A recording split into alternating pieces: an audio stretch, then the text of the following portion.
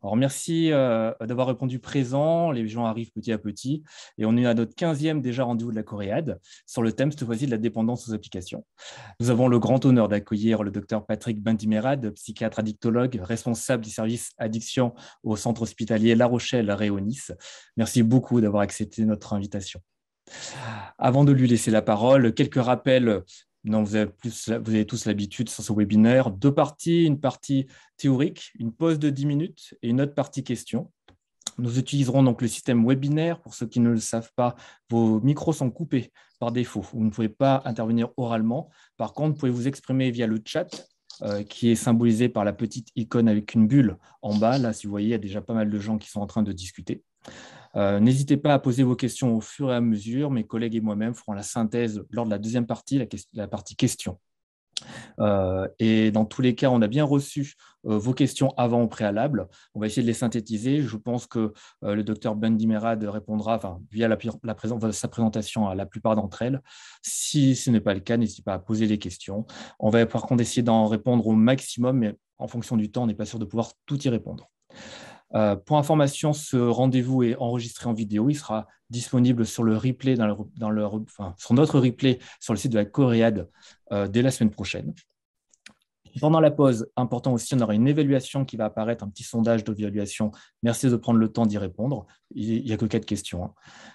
Si vous voulez suivre nos activités, il y a la newsletter qui est sur notre site et également une adhésion pour ceux qui veulent nous soutenir, qui est allée de 10 €, qui permettra de mettre en place et de soutenir l'association dans tout ce que nous mettons en place auprès des professionnels.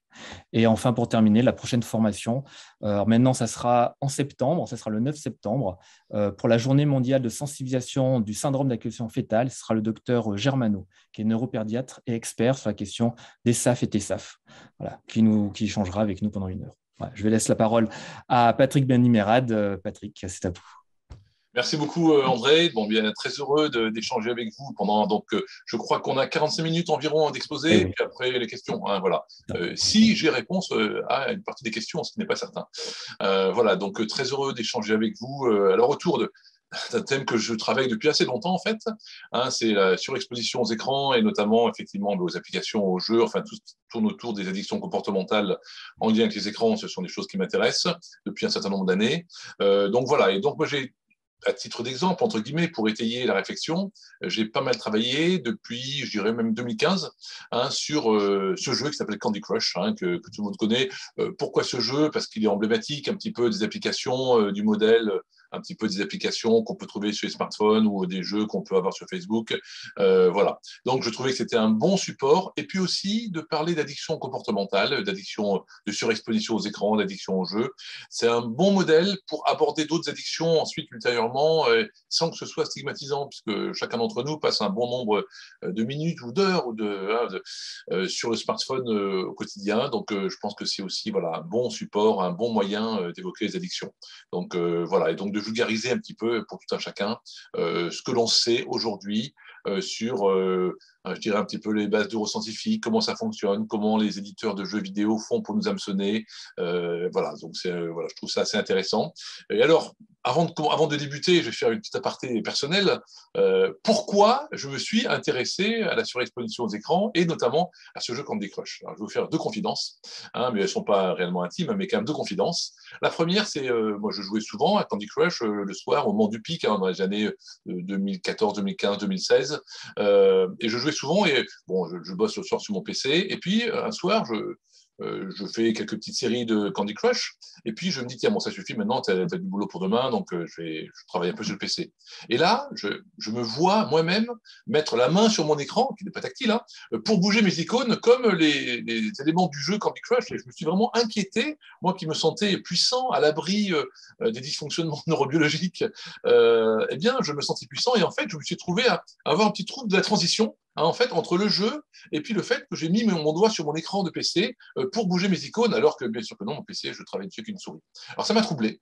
Ça m'a troublé. Et la seconde chose qui a fini de me motiver à m'intéresser au jeu Candy Crush, c'est mon épouse, qui est une femme très sérieuse, je n'en doute pas, une épouse, une mère formidable, est rentrée le soir à la maison et pendant quelques semaines, elle se mettait à jouer à la tablette à Candy Crush.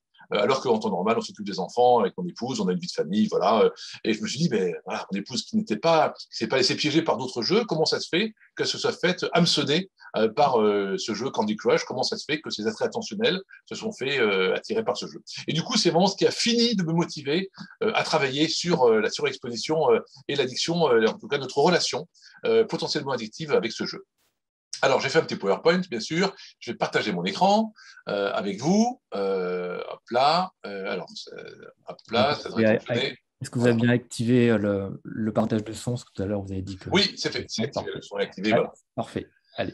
Donc voilà, ma question c'est est-ce que Candy Crush, est-ce que ça serait un bon modèle d'addiction comportementale? Voilà. Alors, bon, ça c'est ma déclaration de lien d'intérêt, je m'y confie, mais c'est sur mes liens, je travaille avec le laboratoire, c'est normal, comme ça je suis libre, j'ai accès à pas mal de choses, et donc voilà, je suis à l'aise avec ça, voilà, heureusement qu'on peut faire un peu de recherche. Alors voilà, présentation, alors je pars un petit peu du grand public, hein. Alors, il y a un journaliste qui est assez connu qui dit la Candy Crush est aussi simple qu'il est démoniaque. Devant une grille remplie de bonbons colorés, les joueurs doivent déplacer les pièces pour en aligner 3 du même type. Ensuite, les bonbons volent en éclats et ceux du dessus prennent leur place. C'est vraiment une description un petit peu ludique de ce jeu. On va rentrer un peu dans le détail. Alors ça, voilà, ça date un tout petit peu, mais ça permet un petit peu. C'était au moment du pic Candy Crush, donc téléchargé plus de 1,5 milliard de fois, des plages horaires spécifiques pour jouer, des moments privilégiés, des jours. Voilà, il y a même eu un mariage Candy Crush, bien sûr un impact très fort sur Facebook. Puis, alors Facebook, je sais, c'est pas le média des jeunes d'aujourd'hui, hein, c'est le média des, je dirais 35-45, 35-50. Hein. Voilà, chaque classe d'âge a ses médias favoris. Mes enfants, ils connaissent pas Facebook. Hein. Voilà, ils ont Insta, ils ont voilà. En tout cas, voilà, c'était effectivement ce petit buzz là avec effectivement donc une appétence de tout un chacun à jouer et tout est organisé pour, vous allez voir, faciliter l'initiation de l'usage et ensuite nous motiver à perpétuer l'usage. Alors, ce jeu, il a été téléchargé plus de 1 milliard de fois dans le monde. Un lancement sur Facebook en avril 2012. Ensuite, il est arrivé sur iOS et Android en novembre 2012. Vous voyez, ça fait bientôt 10 ans. À l'époque, donc au pic, 4 millions d'usagers réguliers en France. Et puis, effectivement, c'est un business model très, très bien conduit. Hein, c'est le mode free-to-play, c'est-à-dire c'est gratuit. Mais si je paye, je peux améliorer. Et, bon, vous connaissez un peu le principe, on détaillera un petit peu par la suite. Si je paye, je peux améliorer, je peux jouer plus longtemps. Voilà, c'est bien fait. Vous voyez que les micro-paiements ont apporté beaucoup, beaucoup de gains à l'éditeur. C'est normal, ils éditent un jeu, c'est aussi pour gagner leur vie hein, avec ça, c'est logique. Hein, voilà. Bien sûr, les produits dérivés, même, il y a eu une introduction en bourse, donc on voit que c'est un business model qui est bien conduit, bien rodé et bien structuré. Alors, c'est un jeu qui est easy to play, vous voyez, comme on peut jouer sur différents supports, que ce soit smartphone, le PC, que ce soit dans la cour de récré, dans le métro, voilà, effectivement, il est fait pour pouvoir initier une partie à tout moment.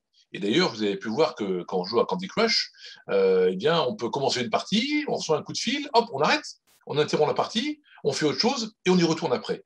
Donc, comme je peux à tout moment interrompre la partie sans perdre le fil de la partie en cours, je peux également à tout moment l'initier, même si je sais que je n'ai pas une disponibilité totale d'esprit pendant les minutes ou les heures qui vont suivre. Et ça, c'est très important dans les stratégies pour nous motiver à initier, à débuter beaucoup de parties. Alors effectivement, Candy Crush trouve sa place dans un environnement technologique avec de nombreux attraits. Alors j'ai mis un certain nombre d'icônes, un copyright. Hein. Bon, vous voyez, hein, on va de Insta à YouPorn. Hein. Donc vous voyez, tout ça, eh bien Candy Crush s'installe dans cet environnement où on a de nombreuses sollicitations et de nombreuses possibilités de passer du temps agréable, ludique sur un écran. Il ne faut pas oublier, ce qui motive d'abord à jouer, c'est l'effet agréable. Pourquoi on joue? Parce que c'est agréable. Voilà. Après, on discutera du déplaisir et des conséquences dommageables, quand il y en a d'ailleurs, hein, pas toujours. Mais ce qui motive bien sûr à initier l'usage, c'est que ce soit agréable et que ça le reste. Alors, quels sont les ancêtres de Candy Crush en fait? Alors bien sûr, le premier vraiment un petit peu qui sera de ces jeux un petit peu géométriques. Aujourd'hui, on parlerait par exemple de Minecraft, par exemple, qui est aussi un jeu très géométrique. Alors c'est Tetris. Alors Tetris, moi j'ai 54 ans, hein, c'est ma génération. Hein. C'était les consoles de jeux vidéo. Et puis bien sûr, surtout Tetris, c'était les salles de jeu. Hein, les salles de jeu, donc effectivement. Le principe, alors c'est emboîter des formes géométriques et sans laisser d'espace vierge. Vous voyez en haut à droite de l'écran, là, hein, il faut faire des formes géométriques et il faut que toute la ligne soit remplie pour que, hop, ça puisse descendre. Alors c'est l'écrivain Jeffrey Goldsmith, il décrit un jeu pharmatronique, hein, c'est assez terrible. Et effectivement, ce jeu va exploiter notre appétence à ranger, à aimer ranger les choses. On verra un petit peu plus tard, effectivement, c'est un levier important utilisé par les éditeurs de jeux vidéo, hein, de se servir, utiliser notre appétence à ranger. Alors tout ça avec une petite musique hein, qui est sympa, hein, vous entendez, hein, très sympa, très agréable, très hypnotique. Voilà, hein, c'est un petit rappel pour certains qui connaissent bien ce jeu. Cette petite musique qui nous accompagne pendant le jeu. Mais attention, quand je joue, le facteur temps est très important parce que si j'abandonne ma partie, le jeu continue et donc je ne peux pas débuter une partie n'importe quand parce qu'il faut que je puisse planifier, projeter un certain temps de disponibilité d'esprit pour aller jouer. Et ça, c'est très important et c'est un petit frein au fait d'initier une partie. Alors le jeu, effectivement, c'est une sorte de rangement ritualisé. Vous voyez qu'au billard, alors au billard, c'est presque un peu schizophrénique puisque d'abord il y a le triangle, il y a l'ordre, et donc le premier joueur casse l'ordre, et ensuite les autres joueurs, on remet de l'ordre en rangeant les boules dans les trous, effectivement.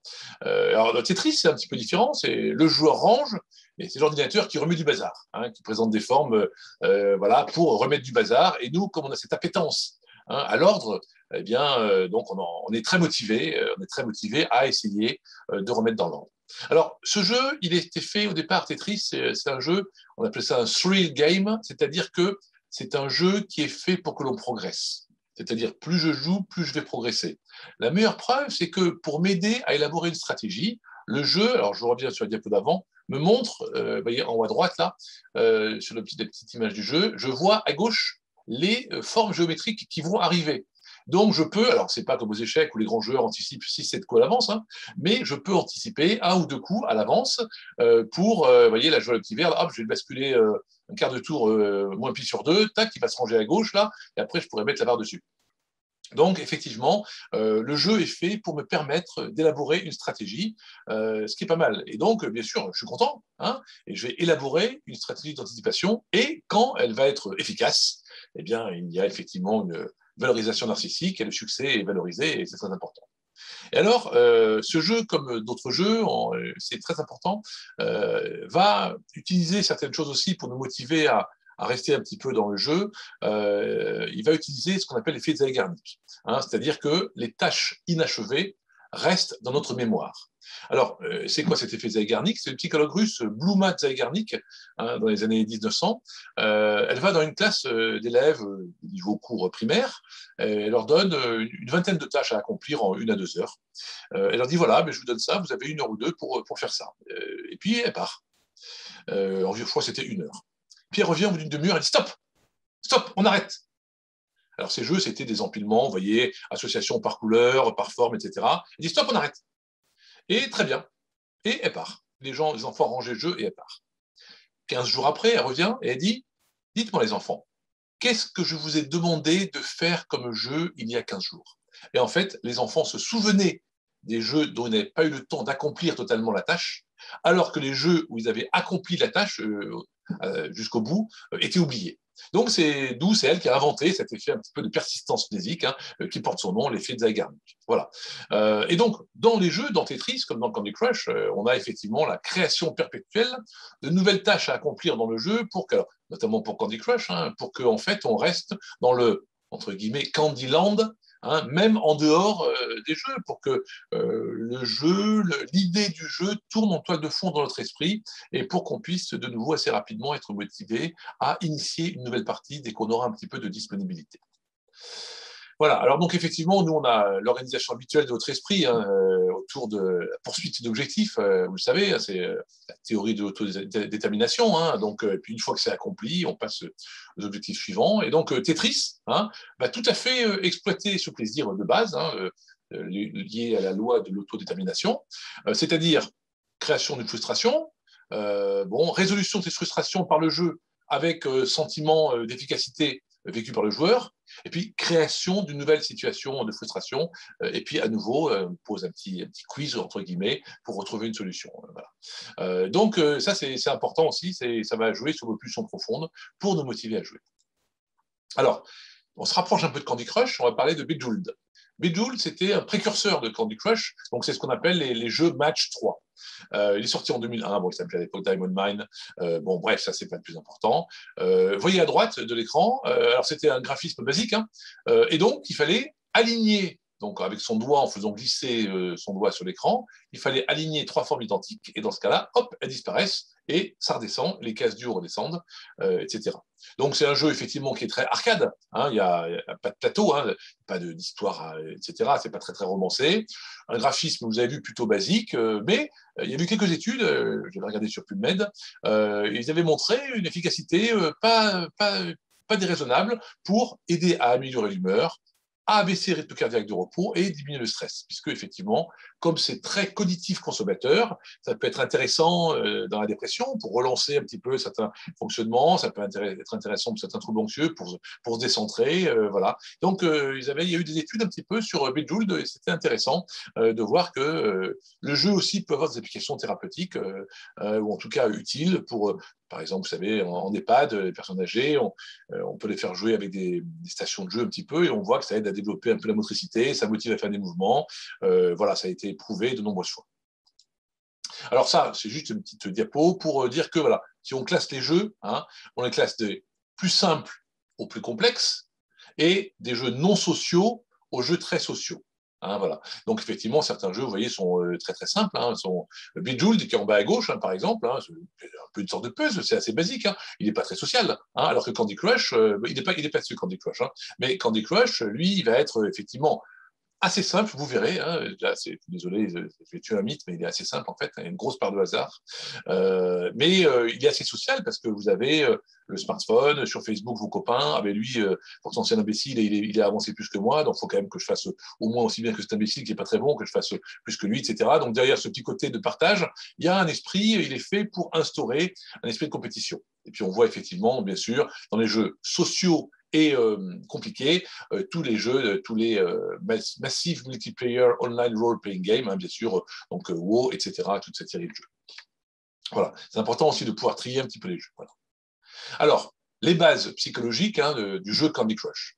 Alors, en premier lieu, c'est un conditionnement opérant. C'est-à-dire que le jeu, vous allez faire un truc qui fonctionne, il va vous récompenser. Il y aura un retour, ce qu'on appelle le thrill un petit peu, c'est ce côté avec mon doigt sur l'écran, je fais un mouvement, en retour, j'ai une musique très sympa, j'ai une fanfare visuelle, c'est vraiment formidable, hein, c'est très très agréable. Ça me donner une sensation un peu de puissance, en tout cas, c'est agréable et c'est fait pour ça d'ailleurs. Donc le jeu, il récompense les actions qui sont efficaces et puis il punit les autres, hein, comme une machine à sous. Hein, c'est pareil, hein, quand ça tombe pas comme il faut, voilà, c'est comme le bandit manchot, vous savez, hein, il vous vole les sous alors qu'il n'a pas de main, mais voilà. Donc effectivement, au casino, hein, effectivement. Donc voilà, le jeu il va récompenser certaines actions et je vais être content avec une petite dimension d'illusion de contrôle du hasard, bien sûr. Voilà. Alors, vous voyez, contrairement à Tetris, Candy Crush n'est pas un skill game. C'est-à-dire que, je suis désolé hein, pour ceux qui pensent qu'ils sont très bons, eh bien, la plus grande part d'événements qui font qu'on avance dans le jeu est liée au hasard. Je suis désolé. Hein. Il y a une part de stratégie, mais c'est peut-être 10-15% maximum de stratégie. Le reste, c'est vraiment du hasard, c'est-à-dire c'est du rouge à lèvres hein, pour nous faire croire qu'on met une stratégie, c'est une stratégie qui est efficace, mais le plus important, c'est le hasard. La meilleure preuve de ça, c'est que le jeu ne vous montre pas, contrairement à Tetris, ce qui va descendre, ce qui va arriver. Donc, il n'est pas fait pour vous aider à préparer la mise en place d'une stratégie. Hein, c'est la différence entre le poker, vous allez élaborer une stratégie, des statistiques, après un ressenti, et puis le loto, où là, c'est basiquement les règles du hasard, on ne peut pas intervenir sur les règles du hasard. Voilà. Et effectivement, donc, comme je l'ai écrit, dans les niveaux difficiles, la chance l'emporte sur la compétence dans l'obtention de l'objectif. D'ailleurs, vous le savez, pour ceux qui ont pas mal joué, vous bloquez sur un tableau qui est difficile, Vous arrêtez de jouer 15 jours parce que vous avez marre, vous êtes un petit peu découragé, hein, voilà, c'est dur, donc je me décourage. Et le fait est que vous faites la queue à la boucherie, vous allez à l'aéroport, j'en sais rien, n'importe où, vous avez un peu de temps à tuer, vous avez le smartphone dans la main, tiens, mais si je faisais un petit Candy Crush, et le niveau qui était difficile, sur lequel vous bloquiez, comme par hasard, il vous fournit les éléments pour le franchir et continuer. Ah, on est content, on est excité, donc on va perpétuer l'usage. Hein. Donc effectivement, eh bien voilà, je suis désolé de le dire, mais la chance remporte souvent sur la compétence dans le fait d'obtenir l'objectif, et il faut le savoir, c'est malheureusement du rouge à lèvres sur notre illusion de contrôle du hasard. Alors c'est un jeu qui est effectivement très cognitif consommateur. Hein. Quand on joue, quand même, on est assez concentré. Hein, et donc effectivement, l'intérêt, les applications thérapeutiques potentielles, prise en charge de la douleur pour se décentrer, car effectivement, lorsqu'on joue, on est un petit peu dans cet état semi-hypnotique, qui est un état agréable avant tout, hein, bien sûr, hein, c'est un état agréable. Hein. Et si j'ai un quart d'heure à tuer, de faire un petit quart d'heure de Candy Crush, c'est vraiment génial, hein, c'est très très agréable. Alors, bon, juste pour montrer un petit peu, effectivement, vous voyez, c'est quand même très collectif consommateur, puisque bien sûr, il y a la sensation de mouvement, la vision, la coordination, la mémoire, le circuit de la récompense, bien sûr, le système limbique, etc., le jugement. Vous voyez, ça mobilise pas mal de ressources du cerveau, et effectivement, et donc, ça permet au cerveau de fonctionner. Hein, et ça permet de limiter le fonctionnement avec d'autres zones à ce moment-là, si j'ai des tracas qui font que les choses sont difficiles pour moi. Voilà. Hop là, voilà, je passe. Alors, effectivement, dans le jeu, qu'est-ce qu'on a? Quand on commence à jouer, le jeu est facile. Normal, sinon on serait dégoûté, c'est normal. Et donc, on va commencer par avoir des montées émotionnelles agréables et répétées dans un premier temps. Donc, ce qui va, les TCCistes savent, renforcement positif. Hein. J'en ai déjà parlé, il y a cette exploitation spontanée un peu de notre tendance naturelle à la connaissance des formes. Donc, ce jeu nous cause assez rapidement. Et puis, bien sûr, le jeu, il parle de quoi? De nourriture, de bonbons, de chocolat qui coule. Voilà, c'est quasiment sexuel. Hein. Et c'est la nourriture. Vous savez, quand vous allez au casino, vous jouez au bandit manchot, hein, c'est des fraises, des légumes, des fruits. Ce sont nos pulsions profondes. Les pulsions profondes, l'alimentation, ça fait partie des choses qui nous intéressent parce que le fait de manger, ça active une série de la récompense et effectivement, c'est important pour nous. Voilà. Donc, c'est pas par hasard que la nourriture est présente dans ce jeu, effectivement. Le jeu est très calibré, de manière judicieuse. Hein. Si la compétence du joueur est trop faible et la tâche trop difficile, générateur d'anxiété et puis d'abandon, hein, c'est trop difficile, j'arrive pas à rentrer dedans.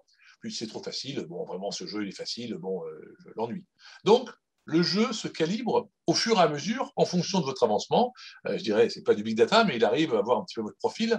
Et puis, donc, progressivement, effectivement, il se calibre pour que vous soyez suffisamment excité à l'idée de jouer, mais que ce soit suffisamment dur quand même pour que ça dure un petit peu et que ce soit assez facile parfois. Donc c'est un calibrage avec ce qu'on appelle, hein, alors ça les sportifs de haut niveau connaissent très bien, la recherche du flow, hein, vous savez, cet état mental qui est le reflet d'un sentiment d'adéquation totale entre ma capacité à accomplir la tâche qui m'est confiée et le fait d'y parvenir.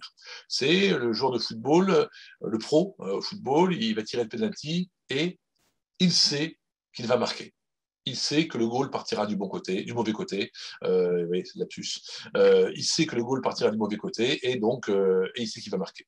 Moi, je suis basketteur, c'est comme il y a des fois, je suis un ancien Limoujo, hein, donc voilà, j'adore le basket, je joue toujours, et donc des fois je shoot, je sais que c'est dedans. Pourquoi? J'en sais rien, mais c'est un état qui se, pas l'extase, hein, voilà, mais qui se rapproche du flow, une adéquation. Voilà, je suis bien démarqué, je vais bien jumper, voilà, je suis à l'aise, je me sens bien, c'est le flow, et j'ai cette conviction que je vais marquer le panier, et en plus, c'est ce qui se produit. Sinon, on n'est pas dans le flow. Donc, dans le jeu, on a cette recherche du flow, hein, cet état mental très agréable, hein, de sensation, d'adéquation avec de notre capacité à accomplir la mission qui nous est confiée. Alors, on a aussi effectivement dans ces jeux-là un mécanisme de suspension du jugement. Hein, alors, vous savez, il y a des jeux, on a parlé free to play, c'est-à-dire c'est gratuit, ça peut être gratuit tout le temps, mais si je paye, ça va plus vite. Et des fois même, il faut quasiment payer, parce que c'est compliqué. Et puis, il y a les jeux freemium. Alors, freemium, c'est gratuit au départ, donc pour m'amener à jouer. Et une fois que je suis bien excité par le plaisir que je ressens dans le jeu, eh bien, on me dit, tu peux continuer, Patrick, mais c'est payant. Donc, tu payes. Alors, effectivement, si je suis impulsif, je vais avoir cette appétence plus rapidement à payer. Si je ne suis pas impulsif, voilà, vous savez que c'est un facteur de risque dans les addictions. Mais en tout cas, c'est fait pour suspendre mon jugement et je suis hameçonné, je suis excité, j'ai vraiment envie de continuer et donc je vais faire le micro-paiement, etc. pour jouer. C'est pareil qu'au casino. Hein, vous voyez, toutes ces stratégies de suspension du jugement au casino, il n'y a pas de fenêtre, dès qu'il y en a un qui gagne 5 euros, on a l'impression que la caisse est tombée du plafond au sol, il y a beaucoup d'argent partout, c'est fait exprès, voilà, et puis au Club Med avec l'argent dématérialisé, les tickets, etc., pour que je ne perçoive plus, pour me mettre dans un état un peu semi-hypnotique, ou en tout cas m'écarter de la perception du jugement rationnel que je peux avoir avec l'argent, puisque, et je ne le reproche pas, mais la finalité des éditeurs, ou même c'est les entreprises, il faut qu'ils gagnent de l'argent. Ils vendent comme l'alcool, les alcooliers ils vendent, c'est leur métier, c'est normal. Moi je suis addictologue, ben, je défends les gens qui sont en difficulté, mais il ne faut pas leur reprocher de vouloir vendre parce que c'est leur métier. Alors parfois, quand c'est pas éthique, on discute. Hein, et effectivement, l'éthique peut être discutable dans les jeux free to play, parce que on peut se faire hameçonner, on peut se faire avoir, ce sont des jeunes souvent, etc. Ça peut être discutable. Notamment, alors je sais pas, je fais une petite digression, mais j'aime bien en parler, des loot box. Hein, pour ceux qui ne connaissent pas, les loot box, c'est plutôt dans les jeux bien sûr d'arcade, de plateau, je veux dire, c'est j'achète une petite boîte, en fait, un petit cadeau, et je ne sais pas ce qu'il y a dedans. Mais il y a peut-être des outils qui vont m'aider à avancer, à renforcer la puissance de mon personnage pour aller plus vite, etc. Et donc, les lootbox, vous voyez, c'est une petite irruption des jeux de hasard dans les jeux, je dirais, où on est dans une stratégie, où on joue physiquement. Et donc, par exemple, en Belgique, hein, ils ont interdit les lootbox. Ils ont considéré que c'était du jeu de hasard, que ça relevait de compétence de l'État d'organiser le jeu de hasard. Mais vous voyez, cette petite... entre le jeu, le thrill game, le jeu où on doit progresser, et le hasard pur, eh bien, attention, il y a des liens. Et donc, quand on est mineur, théoriquement, en France, on ne peut pas au casino. Hein. Et donc, voilà. Donc, les loot box, c'est une petite irruption. Je sais que les autorités françaises s'interrogent. Hein, voilà. Donc, voilà. Il faut le savoir. Hein. Regardez sur Internet, les loot box, c'est quelque chose qui a un vent dans le dos. Et attention, attention, c'est très puissant. Il y a également aussi ce jeu sur la balance croyance-compétence. Nous avons tous des croyances, que ce soit quand on va au casino ou quand on joue à Candy Crush. Moi, je sais que je pense remettre tel truc ici, tel boule ici, tel truc comme ça, et puis les compétences. Mais les croyances, vous voyez, vont se confronter aussi quand même à la réalité et au fait que le hasard, malheureusement, reste prépondérant. En tout cas, toutes ces stratégies, vous voyez, que mettent en place les éditeurs de jeux, elle vise principalement à augmenter notre craving, à notre pulsion impérieuse, notre envie furieuse de jouer. Dès qu'on arrive chez nous, dès qu'on a un petit temps de pause, dès qu'on est, voilà, eh bien, c'est que le jeu reste en toile de fond dans notre amnésique pour qu'on se remette à initier une partie et bien sûr qu'à un moment, on soit suffisamment dans l'envie de jouer pour être prêt à payer pour que l'éditeur quand même rentre dans ses comptes. Hein. Après, on pourrait en parler aussi avec les jeux de plateau, hein, puisque certains jeux, notamment de poker en ligne ou de choses comme ça, eh bien, il y a parfois jusqu'à 1% des joueurs qui font vivre, qui rapportent 40% des bénéfices de l'éditeur. Ça veut dire que, quelque part, c'est 1% qui peuvent dépenser des sommes très, très importantes. Hein, et ça veut dire que sur le plan éthique, c'est contestable. Ça veut dire que c'est la pathologie de certaines personnes qui va payer le fait que le jeu sera gratuit pour d'autres. Donc, vous voyez, c'est un business model qui peut être un petit peu inquiétant. Voilà. Alors, voilà, ça, on a vu un petit peu la théorie d'autodomination. Donc voilà, hein, chaque individu doit satisfaire le besoin psychologique de base, on en a déjà parlé. Besoin de compétences, il est satisfait parce que challenge, difficulté progressive. Hein. Les premiers jeux sont faciles, les premiers tableaux sont faciles, et plus on avance, plus c'est compliqué. Mais parfois, il y a quelques petits tableaux plus faciles pour nous détendre un petit peu, pour nous réexciter, pour nous remotiver. Bien sûr, un flux de feedback victorieux, c'est très important. On a l'impression d'élaborer des jeux tactiques, donc on a ce sentiment d'autonomie, ça marche très bien. Le besoin de relation qui est satisfait par le fait d'être parmi d'autres. Hein, donc voilà, la compétition des Candy Crushers. Hein, j'appartiens au monde des gens qui sont compétents à Candy Crush. Donc vous voyez, tout ça, ça fonctionne bien. Ça fonctionne bien. Alors, je ressors, mais classiquement, mais parce qu'il faut bien des supports quand même conceptuels, eh bien, le fameux schéma trivarié de Edelstein, et donc c'est la rencontre entre effectivement bien le jeu, l'individu avec sa génétique, voilà, tous l'état d'âme du moment, etc. Et puis l'environnement, le contexte, voilà. Et donc c'est dans tout ce contexte-là, de ma vie personnelle, familiale, etc., que je vais jouer ou pas jouer effectivement au jeu. Voilà. Alors, les facteurs liés au jeu lui-même, il y a des facteurs qui vont faciliter l'initiation du jeu. Hein. Alors, c'est un jeu viral, c'est-à-dire que les éditeurs de jeux, ils tentent de nouveaux jeux, et puis donc soit le jeu, ça marche pas trop parce que globalement, il ne répond pas aux attentes des personnes, ou en tout cas, il n'arrive pas à absorber les personnes, et donc il disparaît, il break. Soit le jeu, il marche à fond la caisse, et il se développe de façon très importante. Et voilà. C'est le concept make or break. Soit ça flambe, c'est un méga buzz, soit ça marche pas. On en a parlé, jeu free to play, mais parfois il est un peu freemium en fait, puisqu'il y a des tableaux quand même très très très difficiles d'y arriver. Donc on peut acheter des petites choses, voilà, en faisant des petits micro-paiements, voilà. J'en ai parlé aussi, pas de paramètres temps dans les niveaux, c'est-à-dire que on peut débuter, poursuivre n'importe quand une partie. Et ça, c'est très important. Donc, bien, je rentre chez moi, je peux commencer une partie. Quand je prépare faire à manger, je fais cuire un truc. Pendant ce temps-là, je déclenche une partie, etc. Voilà. Également, je maintiens du niveau du jeu si je change de support. Effectivement, si on est monté jusqu'au niveau 1000, 1500, mais effectivement, c'est quand même pas mal de pas tout perdre. Voilà. Il y a effectivement un très bon level design. Hein, effectivement, les bonbons, je vous disais, ils explosent vraiment dans une fanfare visuelle. C'est très agréable. Hein, c'est vraiment super hein, le jeu. Hein, c'est quand même très, très, très agréable. Voilà. Alors, la nourriture, j'en ai parlé comme souvent dans les jeux de hasard, hein, univers sucré et agréable. On va avoir la récompense des enfants sages qu'on aurait aimé être.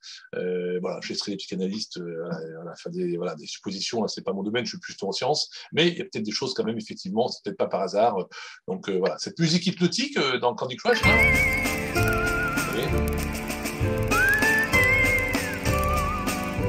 c'est une musique très sympa. Très sympa. C'est une musique qui me berce. Hein, voilà, c'est une musique qui me berce. Et puis, alors là, je dirais des commentaires très très doux, très agréables, et je dirais quasiment sexuels. Écoutez. Hein. Delicious, divine, sugar crush, sweet, tasty. Voilà, je ne sais pas si vous avez bien entendu, voilà, mais je vais vous montrer un peu le son, je vais vous le remettre parce que. Delicious, divine, sugar crush, sweet, tasty. C'est formidable, on m'a jamais fait autant de compliments, hein, c'est formidable. Donc c'est fait pour, hein, effectivement, c'est fait pour, et donc c'est fait pour que le fait d'initier une partie soit agréable, bien sûr, hein, bien sûr. Hein. Et puis il y a effectivement donc, dans le jeu cette recherche de l'effet cacahuète, hein, bien décrit depuis longtemps, entre autres Marc Valeur. Hein. L'effet cacahuète, vous savez, c'est si par exemple, j'ai pas d'action chez eux, mais si vous prenez une boîte de Pringles, vous en mettez un de couleur noire tous les 10, bien, dès que vous en aurez mangé 10, tiens, ça fait 10, hein, parce que vous le savez, on vous dit qu'il y en a un noir tous les 10. Et puis, hop, vous en mangez 10 de plus, tiens, ça fait 20 quand même. Alors que s'il n'y a pas de couleur, vous pouvez manger toute une boîte sans vous en rendre compte. Les cacahuètes, hein, tant qu'il y en a, je vais en manger, et, effectivement. Le jeu aussi permet qu'il n'y ait jamais d'échec. Et ça, c'est très important dans les permutations, vous voyez, puisque c'est un jeu, je disais match 3, il faut vraiment aligner les 3. Il n'y a jamais d'échec pour les permutations. Et donc, même parfois, quand je ne trouve pas, pour m'aider, le jeu me propose une permutation. Ce n'est pas forcément la plus pertinente, ce n'est pas forcément la plus nulle non plus, mais vous voyez, tout ça pour me motiver à ce que ce soit agréable et simple. Hein, voilà. Et donc, ce côté joyciness, hein, pour un simple mouvement de doigt sur l'écran, important feedback immédiat, on en a parlé, là c'est très important. Il y a également, à la fin de chaque niveau, pour ratifier le succès, le bonus level. Alors, c'est classique. Hein. Moi, quand j'étais lycéen, quand je jouais dans les salles de jeu, hein, dans les jeux d'arcade, il y avait aussi le bonus level. Hein. C'est un petit moment pour vous, hein, une petite séquence vidéo qui va juste vous dire globalement, tiens, comme tu as été bon, tu as droit à cette petite fanfare vidéo et visuelle hein, et sonore. C'est très, très sympa, le bonus level. Donc, c'est un très bon outil de ratification du succès. Et donc, c'est un très bon outil pour me motiver à attendre d'avoir le plaisir de revivre cette ratification du succès. Autrefois dans les jeux, c'est ce qu'il y avait par exemple dans le Galaga, si vous connaissiez, je parle plus ancien parce que les jeunes ne connaissent pas, ou le Galaxian, il y avait ces petits moments de bonus level. Hein, voilà. Donc c'est très, très en vogue dans les salles de jeu il y a une trentaine d'années même. Alors, il y a les stratégies, on a vu, pour motiver à initier l'usage, et aussi les stratégies pour motiver à poursuivre l'usage, hein, effectivement. Et donc, le jeu, il y a cette espèce d'imprévisibilité intégrée pour ne pas éteindre le comportement. Hein. Il faut rester excité, rester en attente, rester motivé. Et puis, alors là, le grand classique, hein, les presque gagnés. Voilà, j'ai failli gagner, c'est comme au casino, j'ai failli gagner, et donc je reste, voilà, si je suis un petit peu impulsif, voilà, je vais payer plus pour jouer plus et pour gagner, hein, parce que le presque gagné entraîne une petite frustration qui ne demande qu'à être apurée, bien évidemment. Hein, donc voilà. Il y a aussi cette notion de stimuler l'instinct de compétition. Je vous disais sur Facebook, alors il va vous montrer où en sont vos copains, donc faut quand même pas faire moins bien qu'eux. Et puis, bien sûr, des mises à jour régulières, hein, toutes les 2 semaines, une quinzaine de tableaux nouveaux qui sont créés toutes les 2 semaines. Donc, jeu n'est jamais fini un petit peu. Il y a toujours des nouveautés. Voilà. L'effet Zeigarnik, j'en ai parlé, hein, c'est pour rester un peu dans le Candyland entre deux parties. Voilà. Alors, c'est un jeu social, effectivement. Hein, il est créé initialement sur Facebook. C'est un jeu qui est déclaré collaboratif. On peut donner des vies. Alors, vous savez, on a 5 vies, hein, et puis la jauge s'épuise. Après, si on peut attendre une demi-heure, on a une nouvelle vie toutes les demi-heures. Et puis, si on est impulsif, on paye. Hein, on paye, voilà. Et donc, du coup, effectivement, cette pression sociale forte, hein, cette compétition sans cesse rappelée, niveau atteint par les amis sur Facebook. Donc, si l'autre, qui est quand même pas une flèche, a réussi à franchir les niveaux, moi qui ne suis pas un imbécile, je dois arriver à faire aussi bien que lui. Il y a même la photo réelle des amis sur la carte. Vous voyez, on se rapproche un petit peu de la réalité augmentée, puisque vous avez carrément la photo réelle de vos amis qui mettent sur Facebook qui va apparaître sur la carte Candy Crush. Hein. Vous voyez, alors après, il y a eu des concepts plus avancés, bien sûr. Hein. On parle bien sûr de Pokémon Go, là, c'est la réalité augmentée la plus forte, puisque je vais du coup aller physiquement à un endroit pour le jeu.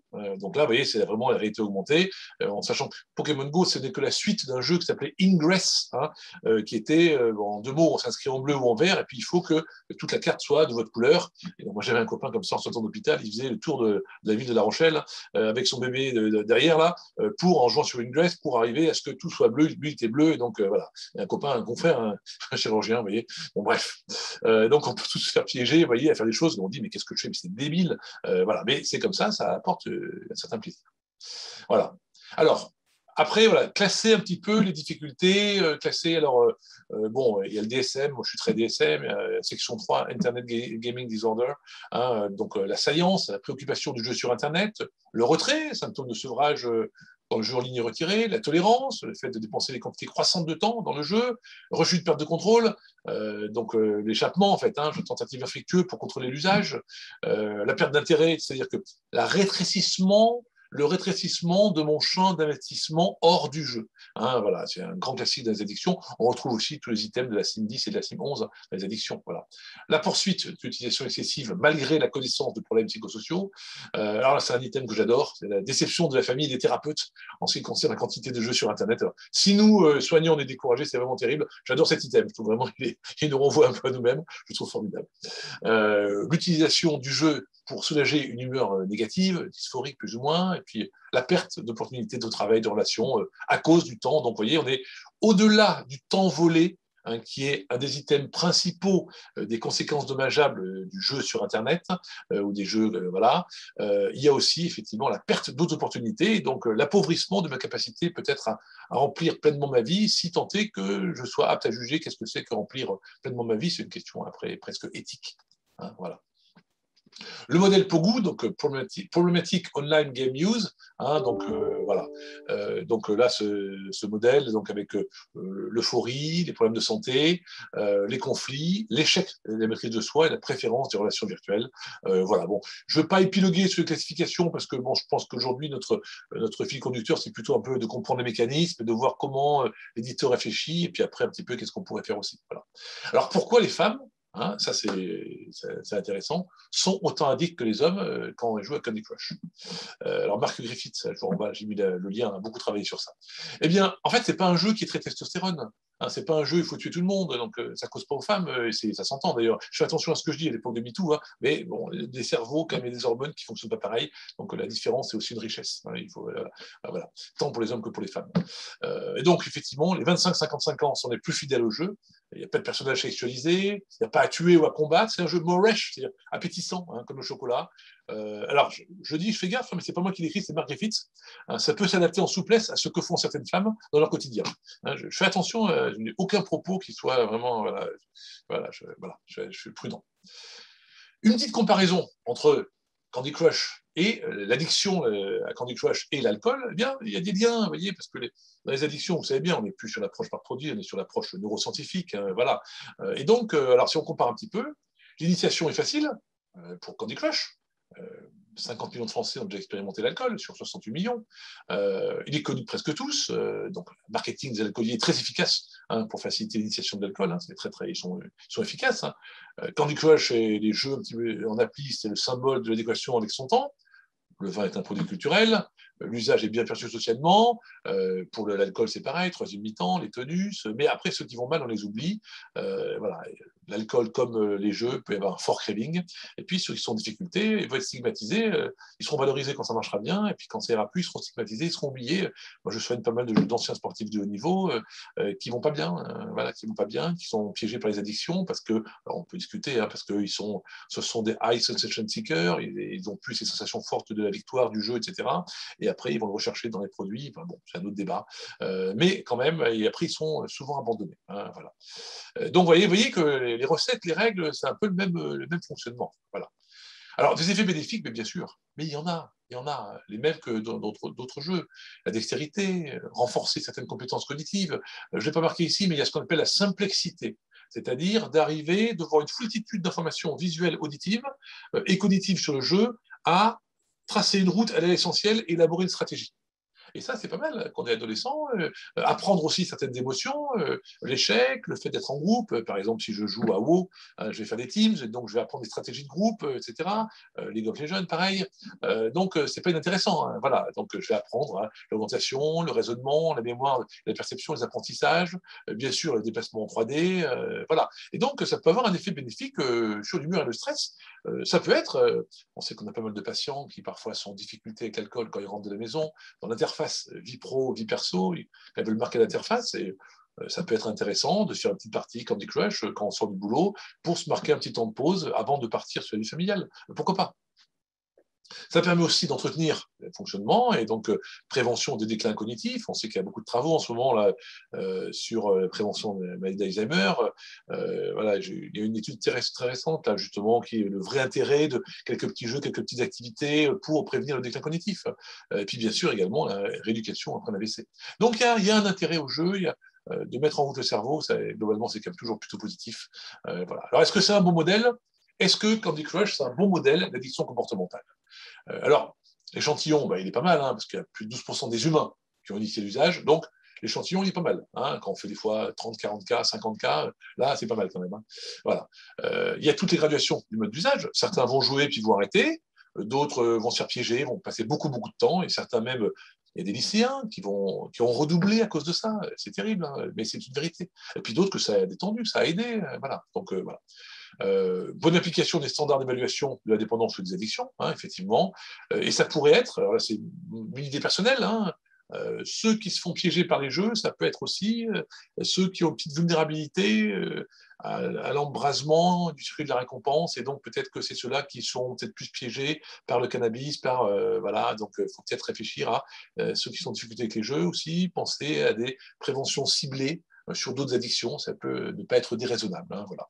Et puis aussi, c'est un modèle non stigmatisant. Parler de jeux vidéo dans une classe, c'est non stigmatisant, c'est vraiment utile. Parler d'applications, c'est pas stigmatisant parce que tout le monde en utilise. Et ça peut permettre ensuite, si l'intervenant est un petit peu malin, un peu fin, d'évoquer les conséquences dommageables et d'aller évoquer d'autres addictions, le cannabis, l'alcool, etc. Donc, c'est pas inintéressant. Voilà. Je le redis, ce n'est pas un skill game, donc c'est pas un jeu qui est fait pour progresser. Je suis désolé de tuer une légende pour certains peut-être, mais c'est une vérité et après vous allez le percevoir si vous continuez à jouer. Alors quelle est la prise en charge et quand? C'est pas facile, moi je suis psychiatre service d'addicto, entre autres il y a un Xapa. Quand ils viennent au Xapa, ils ont déjà perçu des dommages, et donc, ou l'entourage a perçu des dommages. Parfois c'est souvent l'entourage d'ailleurs, mais bon voilà. Alors ce qu'on peut faire, c'est faire une petite pause toutes les 5 minutes, mais il faut le faire pour limiter les cacahuètes. Conduire une réflexion sur la place des outils multimédia dans le foyer. Alors ça, c'est important. C'est combien il y a de télé dans la maison, etc. À quoi ça sert pour se remplir ou pour se vider. Et puis, alors, ce qui est préconisé, et ce que je trouve très très bien, ce que j'ai fait déjà d'ailleurs, parce qu'on l'a fait chez nous en famille, c'est le plan média famille. C'est-à-dire, alors c'est pas quand il y a une crise qu'on en parle, c'est un dimanche midi, tout le monde a bien mangé, on passe un moment familial avec les enfants très sympa, et à ce moment-là, en dehors d'un contexte aigu, d'une situation précise de crise, on va négocier tous ensemble comment on utilise les écrans dans la famille. Et ça commence par les parents d'ailleurs. Souvent, mes enfants m'ont proposé gentiment de ne pas avoir le portable à table. Mais c'est pour l'hôpital. Mais non, mais papa, nous, on est ensemble. Et ils ont raison. Donc voilà, à part quand je suis d'astreinte. Mais donc, on discute, on négocie la place des écrans, tout ça, à quelle heure, la connexion Wi-Fi, etc. Ça se négocie au calme. Et puis après, c'est le cadre éducatif classique, le cadre éducatif rassurant, dire ce que je fais et ensuite faire ce que je dis, ne pas promettre ce que je ne pourrais pas tenir pour canaliser l'usage des jeux et des écrans. Donc, c'est important. Alors, des trucs classiques, pas d'écran dans la chambre des enfants, voilà, bon, des choses de base vraiment, voilà. Mais c'est important, il faut rester sur des valeurs éducatives et surtout ne pas promettre qu'on est en colère ce qu'on ne pourra pas tenir, c'est une vraie faillite sinon éducative.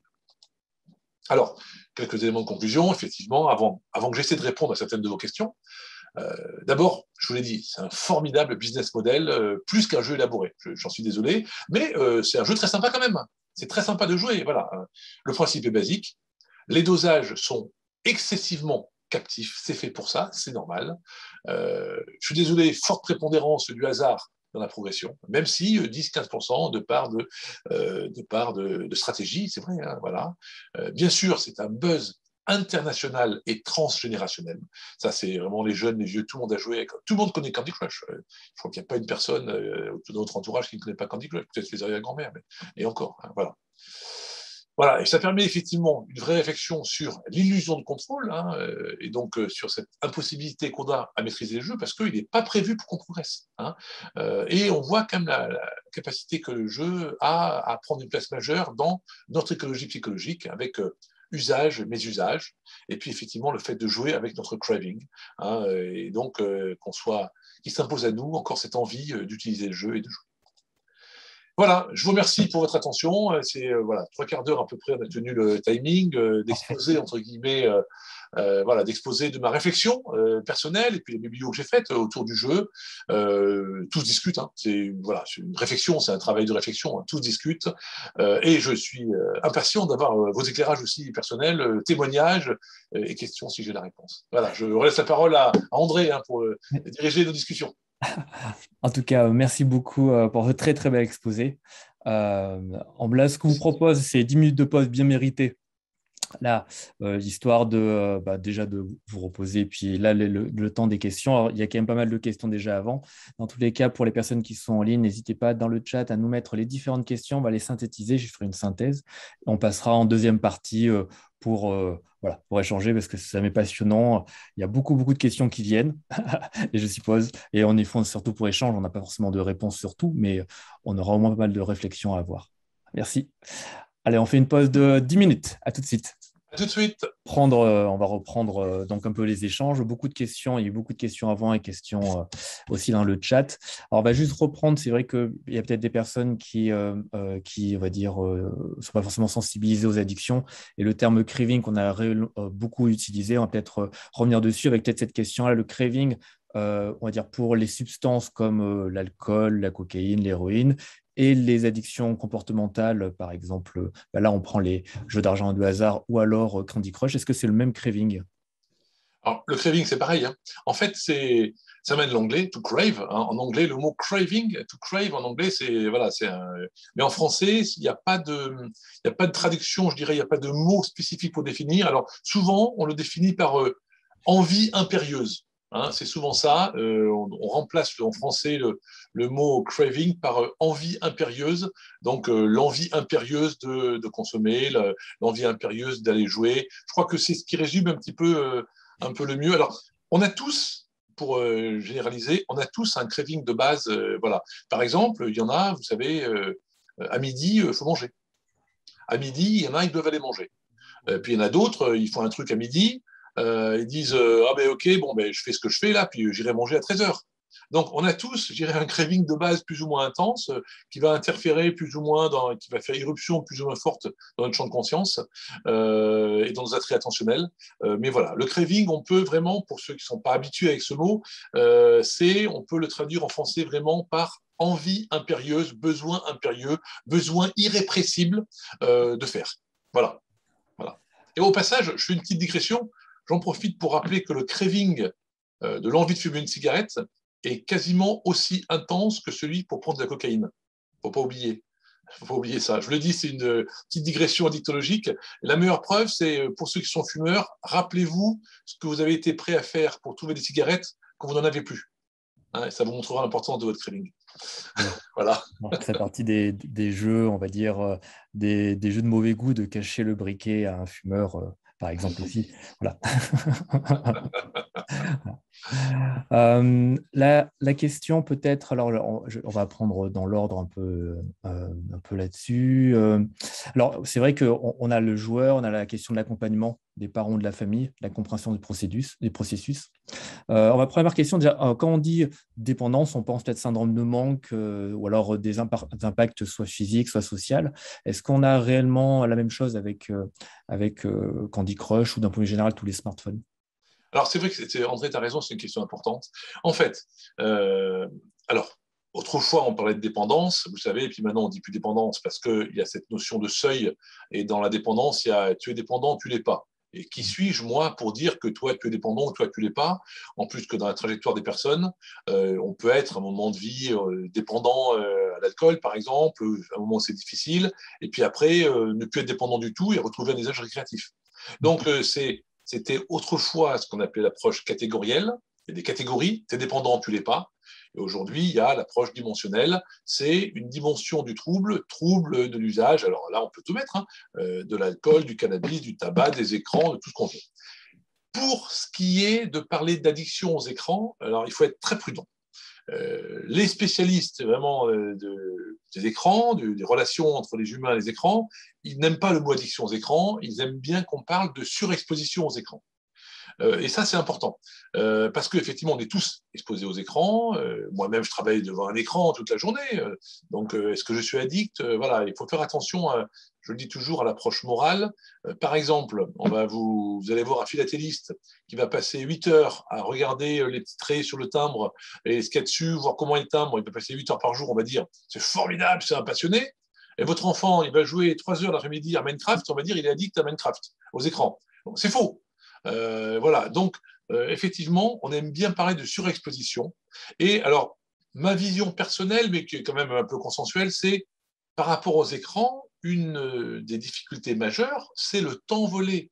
Parce que le temps que je vais passer à jouer, alors Candy Crush ou à d'autres jeux, eh bien, c'est du temps que je ne passerai pas à être en relation interpersonnelle, même si parfois je suis en relation interpersonnelle virtuelle grâce au jeu. Hein, c'est pas non plus débile, hein, mais ça sera du temps que je ne passerai pas à faire du sport, à faire mes devoirs, à participer aux tâches de la maison, à être dans l'échange avec mes frères et sœurs, mes parents, mes copains, etc. Donc, une des conséquences dommageables les pires, enfin les pires, les plus prégnantes, je dirais, dans la surexposition aux écrans, c'est le temps volé. Parce que vous prenez les gens amoureux, la lune de miel, vous avez tous les critères de l'addiction. L'être aimé s'en va un petit peu, vous êtes malheureux, il vous fait un sourire ou il fait la tête, vous êtes mal pendant une journée ou vous êtes heureux pendant une journée, vous avez tous les critères de l'addiction pendant la lune de miel. Faut-il soigner les gens amoureux? Je vous renvoie à l'ouvrage de notre regretté professeur Michel Reynaud, qui a fait un ouvrage remarquable sur l'état amoureux et sur les liens avec l'addiction. Donc, vous voyez, il faut être très, très humble et très, très prudent avant de parler d'addiction aux écrans. On est quand même dans la surexposition et dans l'accumulation plus ou moins importante de dommages, la perte de contrôle plus ou moins importante et l'emprise qui est de plus en plus importante ou plus ou moins importante dans mes attraits attentionnels et dans le temps que je passe sur la journée. Et alors pour enchaîner, cette surexposition, est-ce qu'il y a des études qui montrent en fait un impact sur la maturation, sur le cerveau, notamment chez les enfants ou les adultes? On sait pas. Alors, c'est très intéressant. Je vais pas faire une réponse de Normand, mais je vais quand même vous dire qu'il faut être très humble. Il faut être très, très humble en psychiatrie et en psychologie dans la causalité.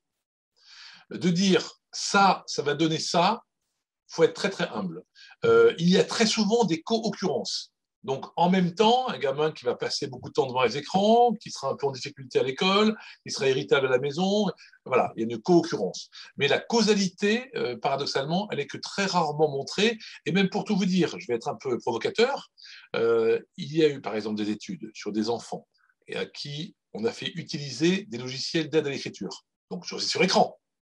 Eh bien, ceux-là écrivaient mieux que ceux qui n'avaient pas utilisé de logiciels d'aide à l'écriture, d'aide à l'apprentissage de l'écriture. Je vous envoie aux travaux de Franck Ramus. C'est un chercheur en neurosciences qui travaille, et lui aussi, il est très, très à cheval sur les preuves scientifiques de ce que l'on avance. Il a un blog, ça s'appelle Ramus Ménage. C'est juste remarquable. Je fais souvent consulter. Je ne le connais pas, ce monsieur, je l'ai vu en congrès au congrès de l'encéphale à Paris il y a 3 ans. Je trouvais remarquable sur son approche. Et il avoue, du coup, donc je suis un petit peu ce qu'il écrit. Et il est sur une recherche, il a aussi un compte Twitter, il est sur une recherche des preuves scientifiques et attention, elles ne sont pas toujours là, les preuves scientifiques. Ces événements-là sont tellement plurifactoriels qu'avant de dire c'est parce que, il faut être très très humble. Et on est plus souvent dans le domaine de la croyance que de la preuve scientifique. Donc quand on est sur l'estrade, on ne va pas dire des bêtises. Merci de ces précisions qui sont très importantes. Et puis dans tous les cas, dans science en général, le monde de la science, mieux vaut rester humble. Ouais. Au niveau, alors c'est vrai qu'il y a un impact, les gros joueurs, on va dire, et ça prend beaucoup de temps, c'est extrêmement chronophage. Et c'est vrai que la famille, souvent, autour les amis s'inquiètent un peu, on voit. Est-ce que vous avez, comment est-ce qu'on aborde, on prend en charge, on aide la famille qui en souffre? En plus général, dans les addictions, la souffrance de la famille, l'entourage est importante, d'où aussi ce modèle. Donc comment réagir par rapport aux parents, si vous êtes parent ou vous êtes le compagnon d'une personne qui joue beaucoup? Alors, par exemple, moi, dans le XAPA à La Rochelle, mais globalement un peu dans tous les XAPA, en tout cas chez nous, en Nouvelle-Aquitaine, on a des équipes formées quand même aux addictions comportementales et notamment, on a aussi des groupes de parole pour aidants. Alors, bon, c'est souvent, je dirais, entre guillemets, embolisé par l'alcool ou le cannabis, mais quand même, on a, nous, chez nous, parfois des aidants un petit peu, des accompagnants, des familles qui viennent un peu parce qu'il y a des problématiques liées aux écrans aussi. Donc, alors, tant qu'il n'y a pas de perception des dommages par l'usager, c'est très compliqué. C'est très compliqué. Vous savez, on va se référer basiquement au stade du changement de Prochaska et d'Iclamente, hein, pré-contemplation, contemplation, décision, action, maintien. Eh bien, il y a des gens qui, malheureusement, leurs relations à l'écran resteront toute leur carrière, entre guillemets, en stade de pré-contemplation, diront c'est pas un problème, alors qu'à cause des écrans, ils ont redoublé au lycée, ils n'ont peut-être pas passé le bac à cause de leur attrait sur les écrans. Mais si vous voulez, le temps qu'on passe sur les écrans, par exemple, pour revenir sur les jeux vidéo, vous allez jouer à Candy Crush. C'est un jeu plutôt quand même, voilà, qui est gentil. Hein, c'est quand même un jeu gentil. On joue avec de la nourriture, bon, c'est sympa. Vous jouez, alors je vais citer les noms parce que, hein, voilà, vous jouez à GTA. Grand Site Photo, vous jouez à GTA 5 où il faut donner de l'argent aux policiers, braquer des prostituées pour avancer dans. Enfin, je veux dire, le système de valeur qui est activé n'est pas le même quand vous jouez à GTA, quand vous jouez à WoW, quand vous jouez à Counter-Strike, quand vous jouez à Call of Duty, quand vous jouez à. Bon, j'en cite plein d'autres. Hein. J'ai d'action chez personne, hein. Je n'ai pas d'action dans l'industrie. Hein. Donc, je suis libre.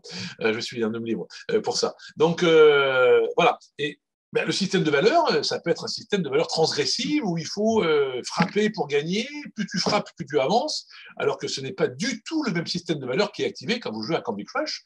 Voilà. Donc, vous voyez, il faut raison garder. Voilà. C'est vrai que c'est difficile.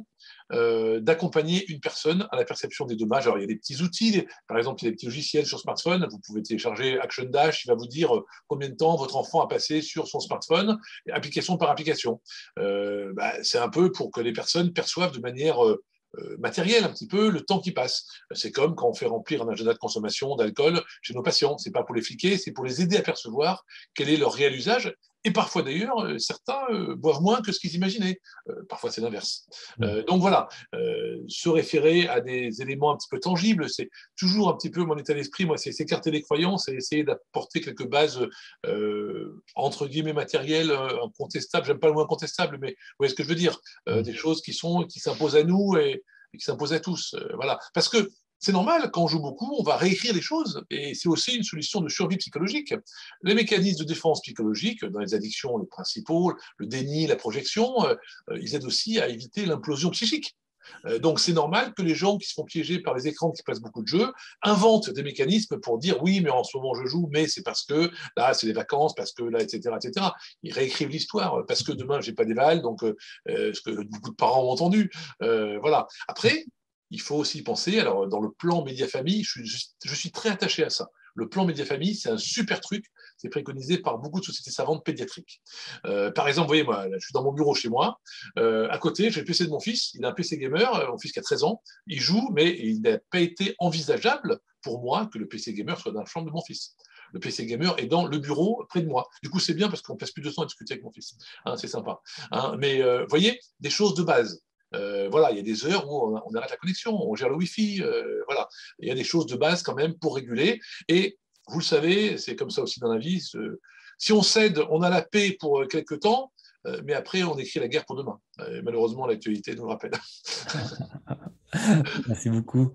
Une question, alors, parce que là, il y a un groupe qui a posé beaucoup de questions. C'est pour finir, c'est la question des émotions, c'est intéressant. Là, moi, les deux, est-ce que les jeux, les smartphones sont intéressants pour maîtriser ces émotions, ou au contraire, ce sont quelque chose qui font exploser les émotions? On a tous des images de personnes, alors pour les jeux vidéo aussi, mais pour les smartphones, en train de balancer parce qu'ils ne sont pas contents.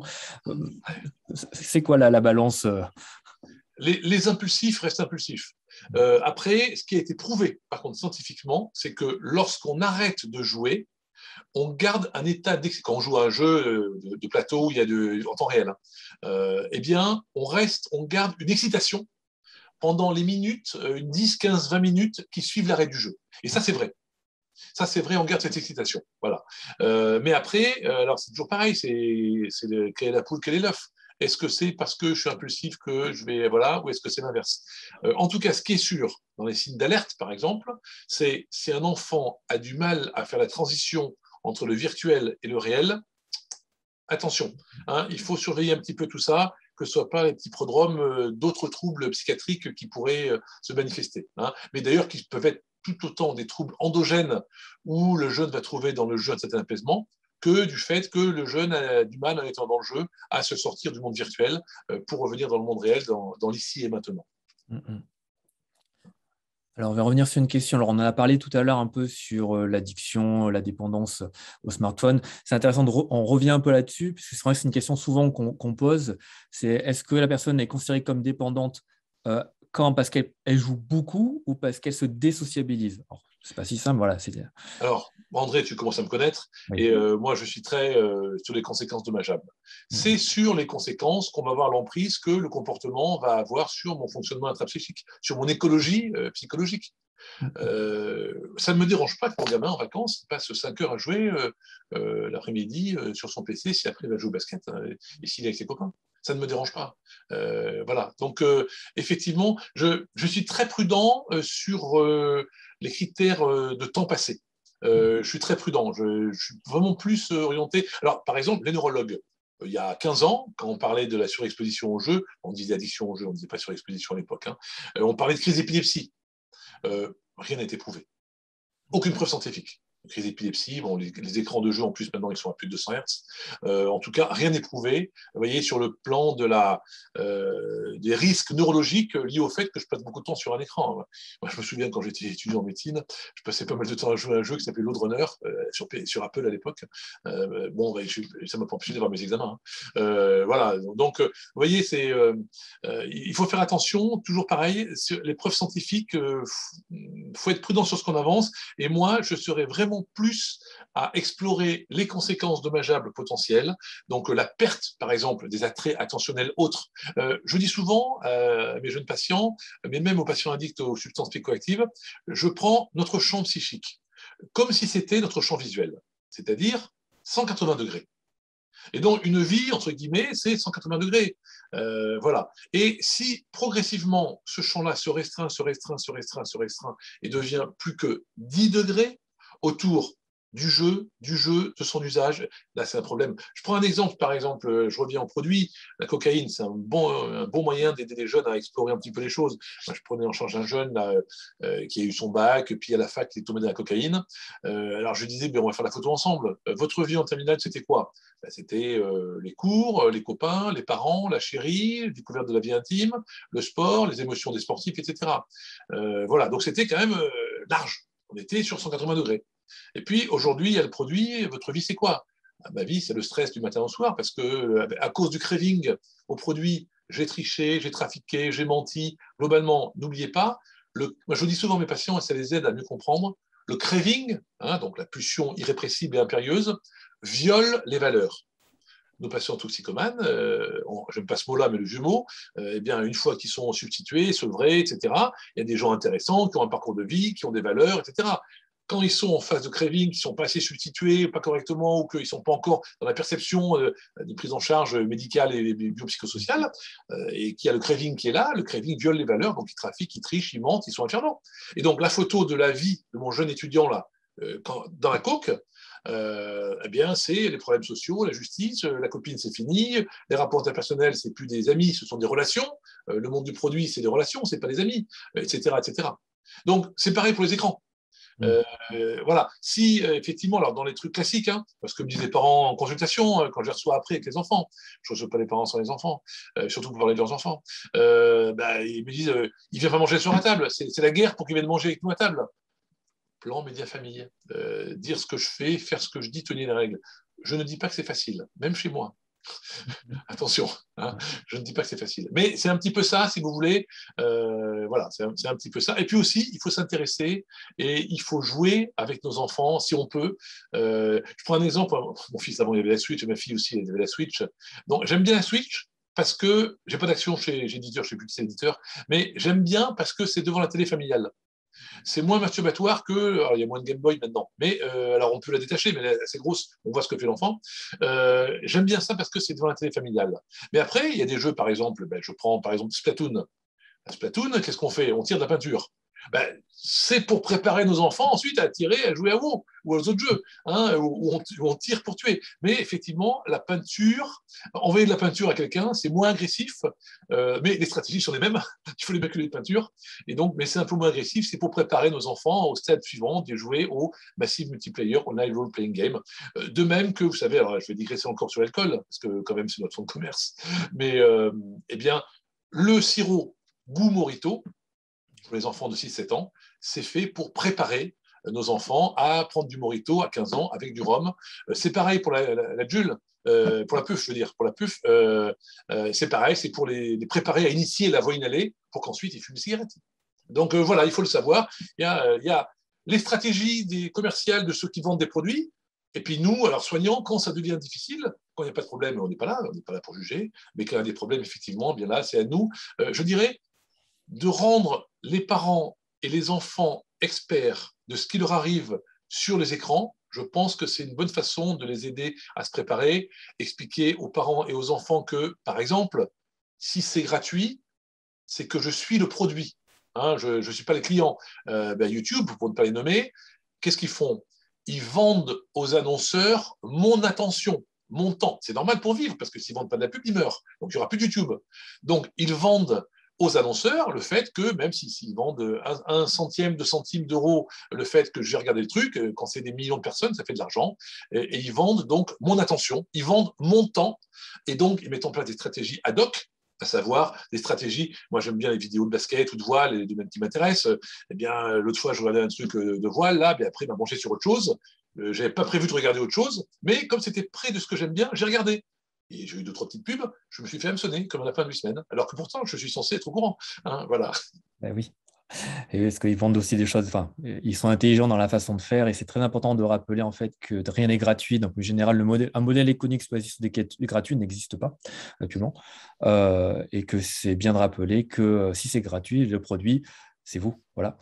Donc, c'est vos données personnelles, c'est plein de choses à côté. En fait, l'idée, en fait, c'est pas dire que c'est bien, c'est mal. Je suis d'accord avec vous. L'idée, c'est pas être naïf. Voilà, de savoir en fait que si vous le faites, c'est que vous jouez le jeu et que de l'autre côté, par exemple, Google Maps, c'est notre application en fait dedans, elle est gratuite, mais il faut juste être d'accord que ils savent où vous êtes et il y a des échanges de données. Voilà, c'est exactement ça. Et je suis presque prêt à payer pour YouTube, moi. Je suis prêt, parce que mon temps vaut de l'argent, je suis presque prêt à payer. Je pense que je vais franchir le pas bientôt. C'est vrai. Alors, c'est une question un peu plus large aussi au niveau alors, ça revient sur l'initiation des enfants et l'utilisation des écrans. La question, en fait, on en a un petit peu parlé, mais c'est la question, est-ce qu'il y a un âge pour commencer à jouer aux écrans? Quels médias, quelle fréquence? Qu'est-ce que vous en pensez là-dessus? Alors, il y a les Serge Tisseron, les 3, 6, 9, 12, qu'on connaît, puisque j'en parle spontanément. Alors, je dirais, ils ne reposent pas sur des bases neuroscientifiques précises, mais il n'y en a pas réellement. Voilà, il n'y en a pas réellement.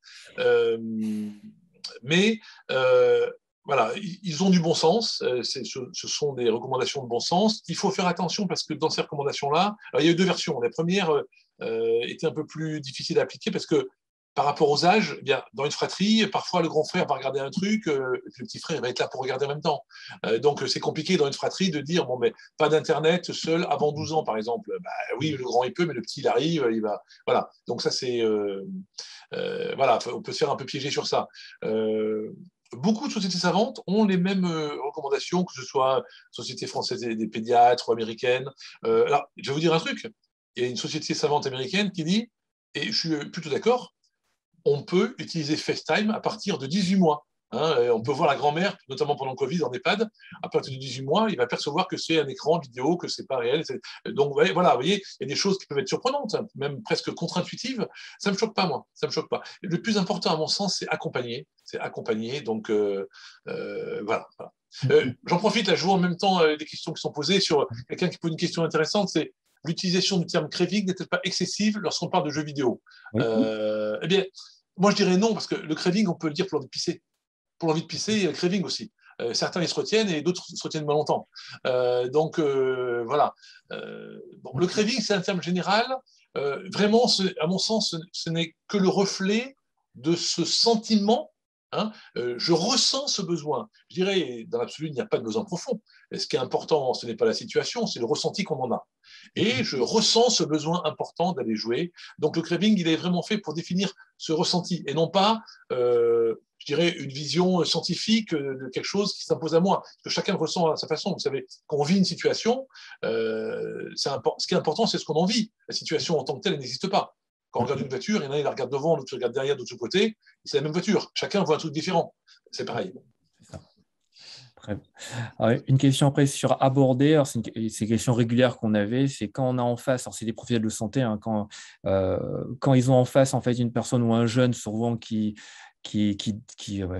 passe beaucoup de temps devant les écrans, mais ils sont souvent en difficulté pour aborder. Est-ce que vous avez des conseils un petit peu à leur donner? Alors, en premier lieu, je dirais qu'il faut s'intéresser à ce qu'il fait sur le jeu. Ça, en premier lieu, c'est clair, c'est les stratégies d'entretien motivationnel, les stratégies tactiques. Hein. Donc, d'abord, hameçonner, entre guillemets. Hein, alors, nous, soignons en hameçonne, mais c'est éthique. Hein. C'est éthique, contrairement au sexe qui hameçonne de façon non éthique. Mais nous, soignants, je reprends les propos de notre ami professeur Amin Benamina. Il dit l'entretien motivationnel, c'est de la manipulation éthique. Et il a raison, c'est éthique, hein, c'est pour soigner. Donc moi, en premier lieu, c'est quand même faire le lien. La question qui est posée, une question très intelligente, c'est-à-dire que l'entretien initial avec un usager qui vient nous voir, alors soit parce que obligation de soins, soit parce que la famille met une pression, soit parce qu'il a perçu des dommages et il veut un coup de pouce. Eh bien, effectivement, on a tout un arbitrage sur l'entretien initial entre les stratégies qu'on met en place pour hameçonner, pour se faire accepter par l'usager, et les stratégies de recueil d'informations cliniques, est-ce que antécédents familiaux, addiction, troubles de l'humeur, psychose, etc. Donc, on est sur l'entretien initial qu'il ne faut pas rater, hein, parce qu'il est important, sans cesse dans ce curseur entre j'apprivoise l'usager qui est en face de moi, en lui montrant qu'il m'intéresse, que je connais un petit peu ce qu'il fait, je lui demande éventuellement des conseils. Voilà, je m'intéresse vraiment, je rentre dans sa vie, hein, en douceur, je lui montre que ça m'intéresse pour qu'il m'ouvre la porte. Et puis, le fait d'avoir l'entretien exhaustif. Alors, chacun fait selon sa sensibilité. À titre personnel, ça ne me dérange pas d'avoir toutes les infos, de ne pas avoir toutes les infos au début. Moi, je suis vraiment très branché le lien thérapeutique. Hein, il faut que ma consulte soit un moment sympa avec l'usager. C'est pareil, je dirais, c'est éthique, c'est pour le motiver à revenir. Il faut que je puisse, sur mon entretien initial, lui évoquer, lui suggérer 2 ou 3 idées scientifiques contre-intuitives qui vont le surprendre, l'interpeller, et il va dire « Ah ben oui, merde, peut-être que ce qu'il dit, c'est pas débile ». Hein, vous voyez, je suis vraiment sur ça, moi. Et donc, sur le non-jugement, sur parler du craving, faire le lien avec les autres produits. Alors, je dirais, il n'y a pas de manuel, hein, effectivement, et heureusement. Moi, je fais de la psychiatrie, puisque je suis psychiatre avant tout, mais je fais de la dictologie à la sauce Patrick Bendimerad. et puis, en plus, moi, j'ai 54 ans. D'autres qui ont 25 ans auront une proximité pour des trucs. Moi, je peux jouer aussi un truc paternel. Voilà, là, c'est la relation aussi quand même. En addictologie, on sait bien que la relation, c'est excessivement important et c'est assez compliqué à formaliser. Voilà, je suis sur cette idée que, voilà, si je peux résumer sur les conseils, entre guillemets, mais c'est presque, je dirais, orgueilleux de donner des conseils. Vraiment, se faire accepter, montrer l'intérêt qu'on a à ce qui arrive à l'autre, en douceur, et puis essayer d'apporter 2 ou 3 données scientifiques qui vont le surprendre, l'interpeller. Ah, ben tiens, parce que vous savez, quand un parent amène son enfant, il ne faut pas se faire piéger, il peut être le bras armé du parent. Le médecin, il est con comme les autres, hein, voilà. Donc, il ne faut pas rentrer dans ce piège-là. Il ne faut pas rentrer dans ce piège-là et on doit rester. Alors, moi, je suis médecin. Je sais que parmi nous, il y a des gens qui ne sont pas médecins, qui sont psychos, intervenants sociaux, etc., éduques. Voilà, quand on est médecin, il y a des choses qui sont compliquées. Par exemple, je vais retourner une question piège qu'on me pose souvent. À partir de quel âge on peut commencer à boire de l'alcool? Voilà, c'est une question que je vous pose. Il ne faut pas répondre. C'est une question sociale. Ce n'est pas une question de soignant, ça. Il ne faut pas répondre. C'est un piège. Moi, je réponds jamais. Je dis, j'en sais rien. J'en sais rien. Alors, on peut dire, oui, le plus tard possible. On dit, non, mais bon, pas avant 18 ans. Ah, mais donc le médecin a dit, à 18 ans, on peut commencer. Bon, ils ont commencé bien avant. Hein. Ils ont commencé en troisième à faire des cercueils en piquant l'alcool dans les bouteilles des parents. Hein. Mais voilà, c'est pas simple. Hein. Donc, moi, voilà, l'accent sur la relation, sur montrer l'intérêt qu'on a. Et c'est vrai que il faut connaître un peu les jeux. Moi, je connais les jeux, j'ai mes taupes. Hein. J'ai mon fils qui m'explique. Puis moi, je joue aussi. Je vous dis, moi, je prends plaisir à jouer. Mais il faut connaître les jeux. Mais ce que vous dites est vrai, c'est pareil que pour les substances, la cocaïne, l'alcool, il faut connaître un minimum les effets, les produits, le pourquoi. La même chose pour les jeux. Et c'est vrai que le piège, souvent, c'est le parent qui amène devant le professionnel en disant écoute ce qu'il va dire, il va t'aider à arrêter. Déjà, ça met le contexte tout de suite, où tout le monde est bien à l'aise. Et il faut réussir à aller contre, et garder le lien. Vous avez raison. C'est comme quand on me dit, on m'a beaucoup parlé de vous, on me dit, je dis, je ne peux que décevoir. c'est pareil. Hein, et puis, position basse. Hein. En addicto, position basse, surtout ne pas mettre au défi, parce que sinon on va perdre. Hein. On va perdre. Donc voilà, moi je dis, voilà, je pense que tu passes, il y a des psychologues qui sont avec nous, là, je pense qu'ils ont le même positionnement que moi. Hein, ce travail sur la relation, vraiment. Voilà. Puis moi, je suis assez. Alors, je ne suis pas un pur TCCiste. Je n'ai jamais été formé vraiment en TCC. J'ai été formé sur le tard. Mais je suis assez branché TCC. Et notamment, donc, alors moi, j'aime bien la matrice ACT. Je ne sais pas si certains connaissent la matrice ACT, hein, Acceptance and Commitment Therapy. Sur YouTube, il y en a qui en parlent très bien. Je fais souvent la matrice ACT en consulte, en addicto, pour leur montrer comment la relation au produit peut violer leurs valeurs. J'aime bien faire ça. En TCC pur, je dirais en TCC seconde vague, j'essaie de les aider à réfléchir sur quel est le sens du temps qu'ils passent à jouer, jusqu'où la satisfaction. Est-ce que la satisfaction, au bout d'un moment, quand même, peut entraîner un inconfort? Est-ce qu'ils ont perçu parfois un sentiment d'inconfort ou de déplaisir à force de jouer et d'avoir des déconvenus, et que le lendemain, ils étaient moins en forme et moins ouverts à d'autres expériences? Très bien. Alors, juste un petit commentaire qui dit que les algorithmes contribuent à harponner la personne. En discuter, c'est vrai que l'objectif d'une application, c'est que les gens passent du temps dessus. Voilà, on ne peut pas reprocher à une application, et même dans plus général, un jeu que les gens ne jouent pas, c'est un mauvais jeu. Je partage entièrement l'avis de celui qui a écrit ça. Je suis entièrement d'accord avec lui. Les algorithmes sont faits pour hameçonner. Ils sont très bien faits. Je l'ai écrit. On avait repris un petit peu sur le teasing. Hein, c'est des armées de neuropsychologues. Moi, dans mon service, j'ai une neuropsychologue aussi avec qui on échange beaucoup. Hein. Ils nous ont beaucoup éclairés. Faire de l'addicto avec des neuropsychologues, c'est super. Hein. Ils nous éclairent beaucoup et c'est vraiment chouette. Hein. Donc, effectivement, il y a des algorithmes, des stratégies très, très bien calibrées pour nous hameçonner. Mais c'est normal. C'est normal, c'est leur métier. Oui. Alors, on a un petit peu abordé tout à l'heure, mais c'est vrai que est-ce qu'il y a une distinction entre, on prend les jeux, les applications et les réseaux sociaux? Est-ce que c'est pareil, est-ce qu'il y a des différences au niveau à la fois, on va dire, du craving, de la dépendance ou du temps passé? Sur le craving, sincèrement, je ne saurais pas répondre. Je ne saurais pas répondre. Je suis sincère quand je sais. Quand je ne sais pas, je ne sais pas. Mais par contre, quand même, certaines différences, oui. Il ne faut pas confondre alliés et amis dans les jeux. Donc, réseaux sociaux, c'est pareil. On ne sait jamais qui se cache derrière. Vous savez, il y a différents profils. Hein. Il y a 3 profils types d'utilisateurs Internet. Hein. Le territorial, etc. Bon, c'est classé un petit peu. Les réseaux sociaux, il faut quand même sensibiliser nos jeunes rapidement aux traces. Hein, aux traces, et ceux qui se trouvent en difficulté, c'est surtout là où il ne faut pas les abandonner. Moi, j'ai des situations de jeunes filles là, qui se sont dénudées sur les réseaux sociaux, et alors j'ai vu des parents remarquables. Moi, j'ai vu des pères remarquables, effondrés par la douleur de voir leur fils exploser à moitié nu sur les réseaux sociaux, mais penser à leur fille plutôt qu'à eux, et donc j'ai vu 2-3 situations comme ça, des papas, mais vraiment remarquables et bienveillants, et qui justement ont renforcé les liens avec leurs enfants pour les aider, etc. Ça, c'est assez remarquable. Les gendarmes sont maintenant bien outillés, bien équipés. La gendarmerie, il y a pas mal d'outils un petit peu pour accompagner quand il y a des... Voilà, ça, c'est pas mal. Réseaux sociaux, voilà. Alors, c'est pareil, aujourd'hui, les jeunes, c'est pas Facebook, hein. Voilà, c'est Snap, c'est Insta, voilà, Facebook, c'est pour les vieux comme nous. Oui, plus de Voilà. 35 ans. Voilà. Twitter, c'est enfin Twitter, beaucoup de gens en parlent peu ou un compte. Mais Twitter, c'est vraiment effectivement un média transgénérationnel, et surtout maintenant qu'on peut mettre 2 fois le contenu d'un SMS, on peut quand même mettre des contenus un peu plus longs avec des liens vidéo. Bon. Faut être prudent, toujours. Moi, je fais gaffe, moi j'ai un compte Twitter, mais je ne tweete que professionnel. Je ne tweete pas sur ce que je fais avec ma femme et mes enfants.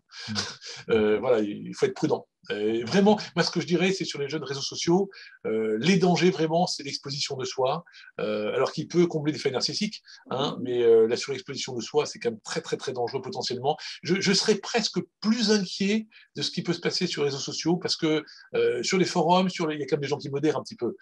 Sur les jeux, même si parfois des jeux sont transgressifs, mais la vie n'est pas toujours facile. On n'est pas dans le monde de Walt Disney, dans la vraie vie.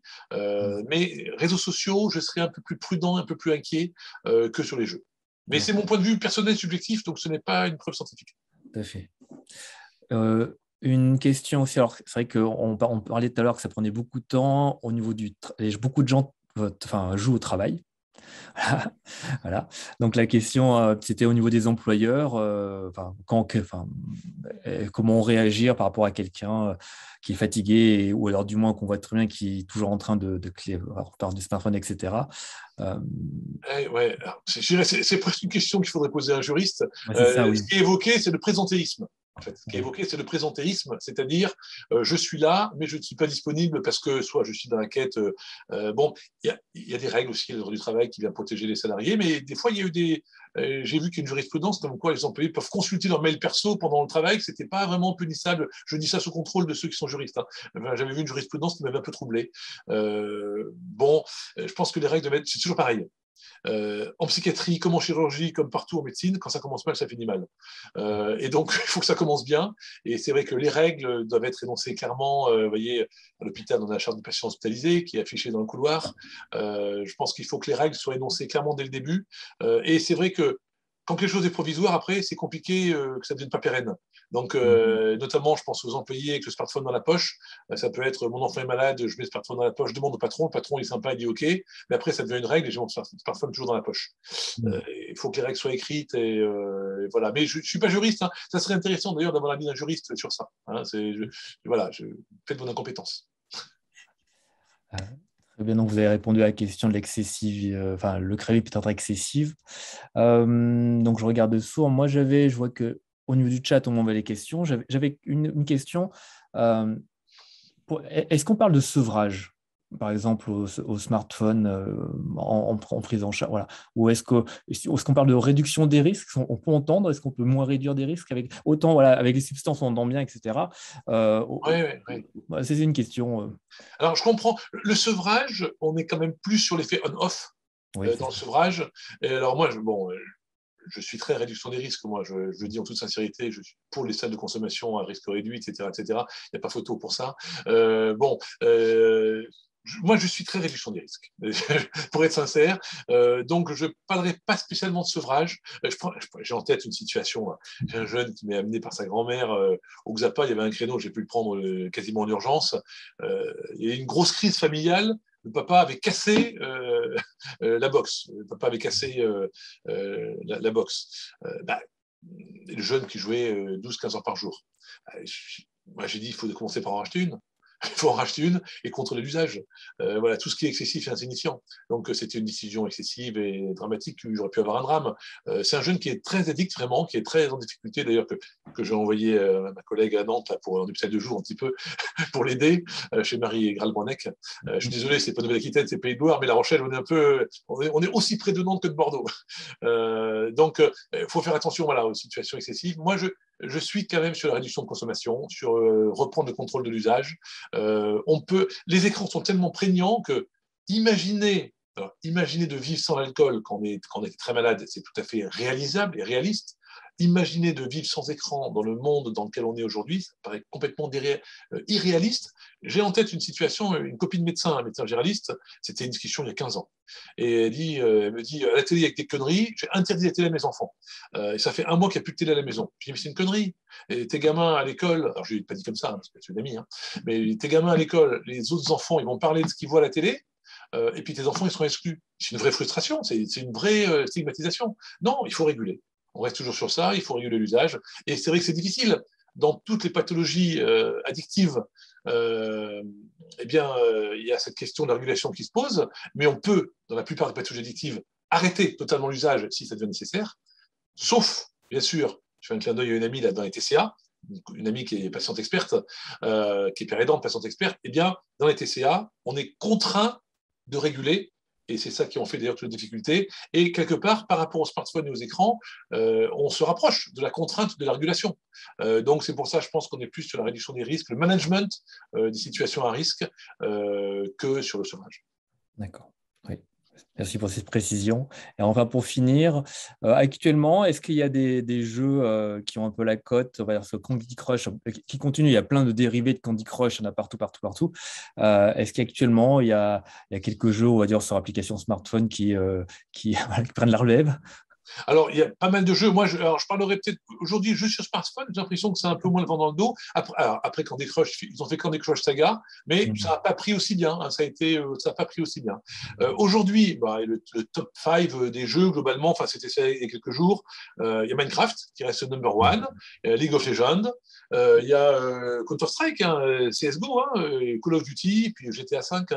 Ça reste toujours, ces jeux sont toujours dans le top 5, top 10 des jeux les plus utilisés. Donc, vous voyez, certains jeux qui activent le système de valeurs non transgressifs et d'autres qui sont un peu plus.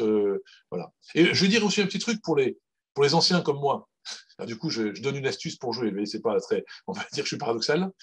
Il y a une application sur PC qui s'appelle MAM32, Multi Arcade Machine Emulator. Et là, tous les vieux comme moi, on retrouve tous les jeux qu'on avait en salle de jeu quand t'es gamin. C'est juste une tuerie. Mais du coup, moi, j'ai montré à mon fils. Et j'ai installé sur le PC. J'ai montré à mon fils. Alors, moi, je joue au Bomb Jack. Enfin, voilà, c'est pareil, j'ai pas d'action. Chez Sega, ni chez les autres. Mais je joue au Bomb Jack, je joue à Hyper Olympique. Enfin, bon, à tous ces jeux-là. J'ai joué, bien sûr, à Galaxion, Galaga, tous les premiers jeux. Voilà. Et donc, on peut retrouver, il y a 6000 ROM. On peut retrouver les jeux qu'on avait dans notre enfance. C'est assez sympa. Juste aussi une petite digression. Au début des jeux vidéo, au tout début des jeux vidéo, vous savez, c'était la balle de tennis. Il y avait un trait à droite, un trait à gauche et une balle qui se déplaçait et on faisait bouger les trucs pour envoyer d'un côté à l'autre. Eh bien, certaines personnes voulaient faire interdire ces jeux-là parce qu'ils les voyaient trop violents. Bon, quand on voit les jeux qu'on a aujourd'hui avec du sang qui gicle de partout, voilà. Mais au départ, c'était ça, les premiers jeux. Alors, après, il y a eu Arkanoid qui était le de briques amélioré, mais il y a eu les jeux de briques et les jeux de tennis, de ball to ball. Je renvoie la balle d'un côté à l'autre. Certains pensaient que c'était violent. Voilà. Donc, vous voyez, il faut raison garder. Et moi, je le dis, le jeu peut avoir de vraies vertus éducatives intéressantes, notamment sur l'espace, etc., sur familiariser les gamins avec le clavier aussi, pour apprendre à taper avec 10 doigts. C'est dans le monde où on est. Peut-être que bientôt tout sera faire dictée vocale, mais je vois aussi des effets positifs au fait de jouer. C'est toujours pareil, c'est la régulation. Parfois, ça peut être compliqué. Moi, même chez moi, mon fils dit, attends, dis donc, t'as vu là, il est 10h30, là, c'est bon maintenant. Voilà. Donc, bon, il y a des choses, bon, c'est bientôt les vacances. Mais chaque famille de négocier, je reviens sur le plan média-famille, c'est un super outil et ça permet de ramener un référentiel qui a été négocié et non pas imposé, parce que ça se négocie. Plan média famille. Alors, hyper important. MAM32, alors ça fait partie de la grande famille des émulateurs. Il y a des questions dessus. Des émulateurs, c'est-à-dire que si vous ne le saviez pas, peut-être que vous ne le saviez pas, mais il est possible de rejouer gratuitement à beaucoup de jeux qui existaient avant. Et ça, avec toujours le même plaisir. Et si vous voyez des manettes, il y a tout un business aussi derrière qui existe. Alors ça, c'est gratuit, mais il y a aussi des choses aussi, vous pouvez rejouer de plus en plus. Il y a un mode qui aime du rétro games, comme il y a du rétro gaming. Donc, regardez, vous regardez, vous allez voir. À cause de nous, on va être délétère plutôt que thérapeutique. Non, mais je pense qu'on a un âge où on peut, voilà. Mais sincèrement, c'est pas mal. Et c'est une bonne façon d'éduquer nos enfants. De dire, tu vois, moi j'ai joué à ça, bon voilà, d'expliquer l'évolution, rentrer, mieux percevoir leur mode de fonctionnement. C'est pas être parent copain, attention, hein. Je reste un père, hein, je ne suis pas un père copain. Mais ça n'empêche pas d'échanger avec son enfant, son fils, sa fille, de jouer si on a plusieurs enfants, de jouer avec eux. Je pense que ça fait partie des vrais moyens de prévention aussi. Voilà, parfait. Bah, écoutez, merci beaucoup. Je vois qu'il n'y a plus de questions. En tout cas, ça a été quand même, voilà, ça a été riche en échanges, en questions aussi. Encore merci énormément d'avoir accepté d'intervenir à notre invitation. Avec plaisir, André, avec plaisir. Hein. Et puis, dans tous les cas, donc, ça sera en replay. Donc, pour les personnes qui n'ont pas pu venir, on vous regardera en replay. Et puis, on vous souhaite une bonne journée, une bonne soirée. Et puis, au plaisir de vous revoir quelque part, à un colloque ou de visu. Merci beaucoup, André. Merci beaucoup. Au revoir.